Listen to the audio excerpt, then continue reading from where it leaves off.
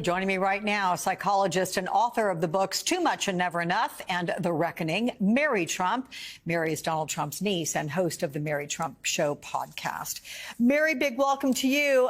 Speaking of big, it was a heck of a week of testimony with Stormy Daniels and her alleged encounter with Donald Trump. Was Daniels credible to you? I'm curious the parts of her testimony you think Donald Trump cared about most. And I've got to ask this question. Do you think he felt embarrassment or shame for the adulterous and explicit story that Stormy shared? Well, first of all, Alex, it's great to be with you today. And I think it's important to be clear about this. And it's part of the reason we're here. Donald Trump is incapable of shame or embarrassment. He is capable of humiliation, but the kind of details that were revealed in the courtroom aren't really the kind of details that bother him. He has no problem being seen as somebody who's kind of sleazy and doesn't treat women well. And in fact, unfortunately, he takes it as a badge of honor. Having said that, I thought that Stormy Daniels was incredibly sincere, and I thought she came across very well. There was no reason to think that she was making up any of what she says. At one point, she said to the defense attorneys, if she were making it up, she would have made it a better story. So, yeah, I thought she was incredibly credible, and I didn't see any reason for the jury to doubt her. And I think the point remains that if Donald Trump believes that she's lying, there's one very simple way for him to set the record straight, and that is not to break his gag order outside of the courtroom. It's to testify in his own defense in his criminal trial inside of the courtroom. Yeah. What do you make of your uncle saying he'd be proud to go to jail over the violations potentially for Judge Merchan's gag order? I mean, first of all, do you believe him? Would he be scared, or would he be comfortable playing the martyr from a jail cell? I think that it's absurd for anybody to think that he would willingly go into jail even for a night, even for an afternoon, honestly. And hopefully, if he ever is sent to jail for breaking the gag order, which he's now done 11 times, it's for real. It's not that he's going to some suite at some fancy hotel that's just guarded. He is there in a cell without his phone, just like any other American would be. He would come out a changed man. Honestly, I just don't think he could handle it. He would love the martyrdom, but I don't believe for a second that he is willing to go to jail for real. No way. So with the exception of your cousin Eric, who's shown up occasionally, no one in the family has been at the court proceedings. What does it tell you that the first former president in U.S. history to be criminally prosecuted, who potentially faces up to 4 years in prison, has little to no family support in the courtroom? And why not? I think just to sort of take a step back and look at the bigger picture, it's just another way that Donald has changed people's expectations and sort of warped our sense of what's acceptable or expected, that his family's not there, and people who support him probably don't make anything of it. But as you point out, it's extremely unusual. The truth of the matter is, though, they're not there because he doesn't care if they're there or not. His relationships with everybody, including people in his family, are very transactional. And I don't think he gets anything out of having them there. They don't get anything out of being there. He's much more concerned and angry and disappointed that he doesn't have thousands of supporters picketing outside for him. In fact, last I checked, there were maybe 2 yesterday. Yeah. In your newsletter, Mary, you reveal where the pet name Stormy alleges your uncle called her came from. So what is that name? And what was your reaction when you heard that he used it with her? Yeah, the nickname used in my family, mostly by my 2 uncles, Donald and Rob, and my aunt Liz, was Honey Bunch.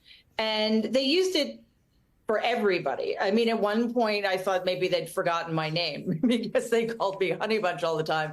They called my grandmother Honey Bunch. So I first heard Stormy Daniels make this reference a couple of years ago, I think, long before this trial. And it honestly sent a chill down my spine that he used it so indiscriminately with nieces and his mom and women that he's randomly hooking up with for sexual encounters. It was very disturbing, I have to say. So his legal tactics of delaying his trials as much as possible until after the election, look, it appears to be working. You've got the Florida classified documents case as well as the Georgia election interference case, both of which saw rulings this week, making it nearly impossible for them to go to trial before November 5th. Are you confident your uncle will be held accountable in court? And would losing the election be accountability for you?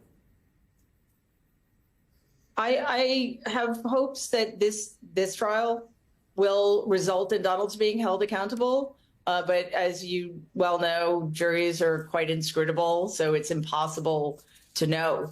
It doesn't matter how we're judging the evidence presented. It only matters how they are.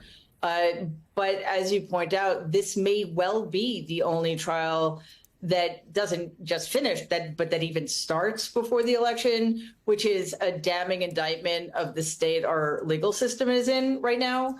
And it may just come down to the election, which is really not how it's supposed to work, honestly. The American people needed to see these trials finish before the election, so they had the information they needed, because not everybody pays attention every second of every day to what's going on politically. Having these cases adjudicated before the election would have mattered a lot to a lot of voters. So unfortunately, we're just going to have to figure out other ways to get voters the information they need about one of their two candidates. Let me ask you a question about the story that cropped up yesterday about 18-year-old Barron Trump going to the RNC as a Florida delegate.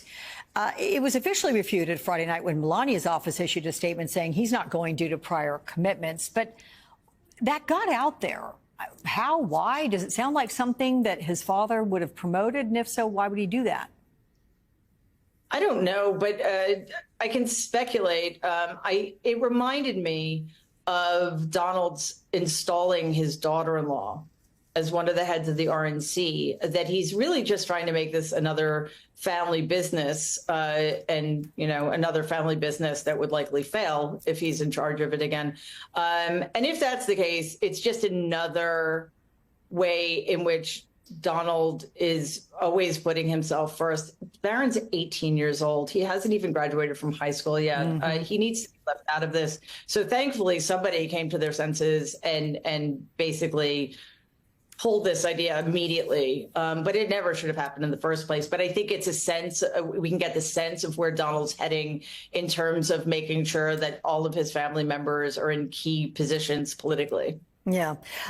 Last question. This next week with Michael Cohen on the stand, given the fractured history between your uncle and his former fixer, someone who was right there in lockstep with him for many years, what do you think he is most concerned about with Michael Cohen's testimony this next week? What's going to rattle him the most?